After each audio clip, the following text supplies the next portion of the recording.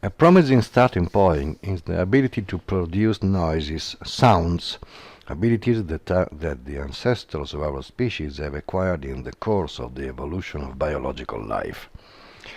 Not only the subjects of our species have this capacity, a capacity that, here and for us, must be seen as emergent property of a living biological system.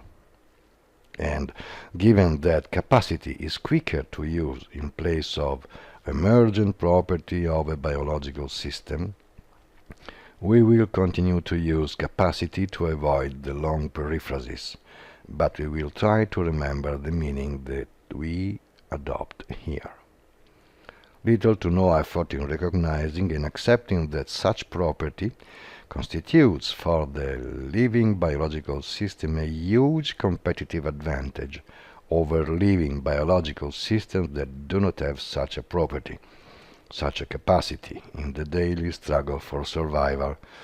The production of acoustic signals, accompanied by the availability of a sensory system capable of intercepting those signals, greatly facilitates the coupling, rearing and protection of the offspring, the search for food, the protection of the territory, cooperation between subjects of the same species, and not infrequently between different species. At this very primitive level, we do not need the mind, whatever we mean by mind. Unfortunately, we will have to deal with it, but not now. We are dealing with simple motorial reflexes. The little bird chirps while it jumps here and there, skillfully discovering what or which it feeds.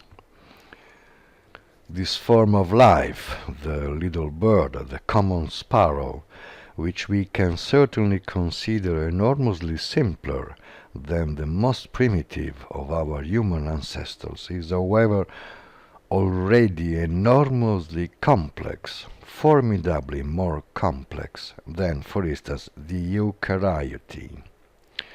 However, from the eukaryote, the sparrow has inherited almost everything, including the nuclear element of the motorial system, which, in the course of billions of years, has evolved in that species into the complex motorial system of the smallest and lowly common sparrow, not unlike what happened to us in the evolutionary history of our species.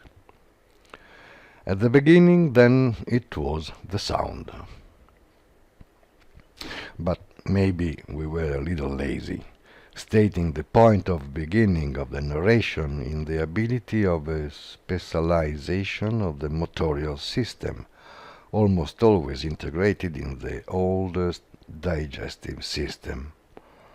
To a more accurate look, it seems more plausible that the starting point is located before the ability to produce sounds and noises, and it goes back to what we now lightly call emotion.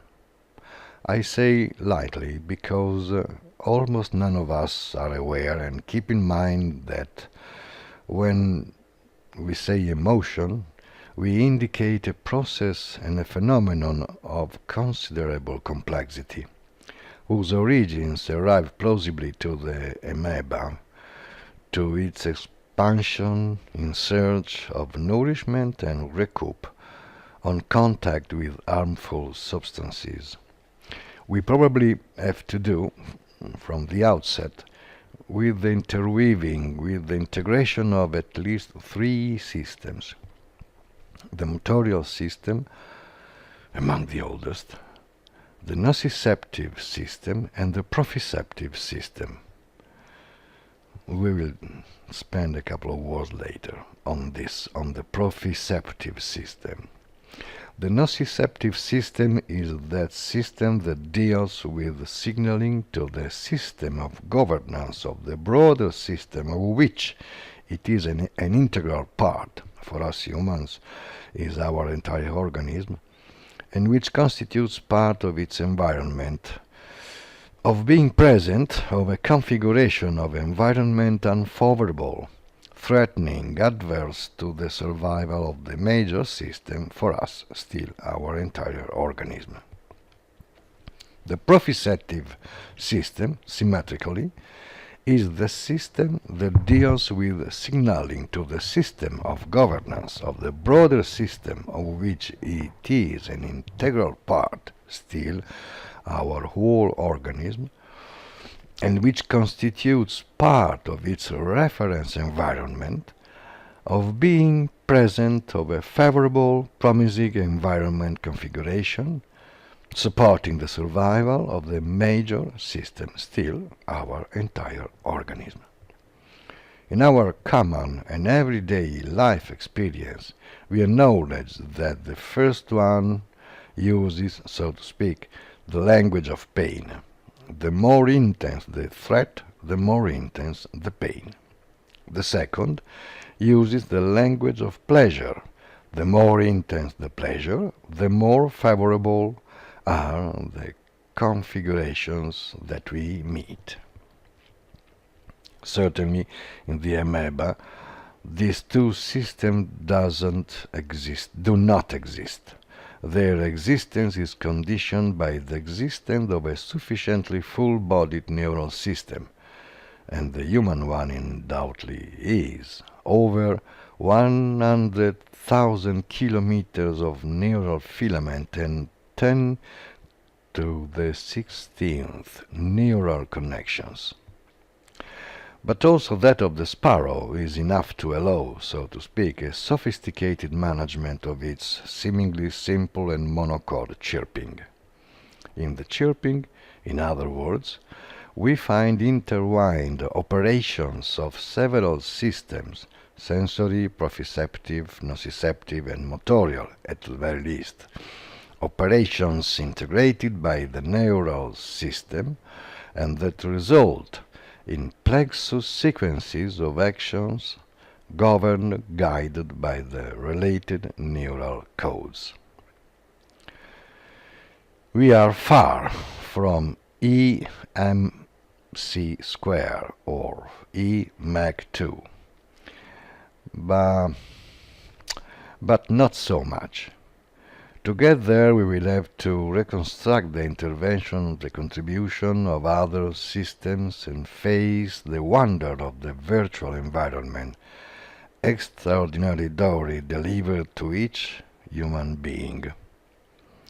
But we shall not and will not forget that the systems that govern and allow the simple, apparently chirping of the sparrow are also among the systems that govern and allow one of the most extraordinary narration of mankind, EMAC2.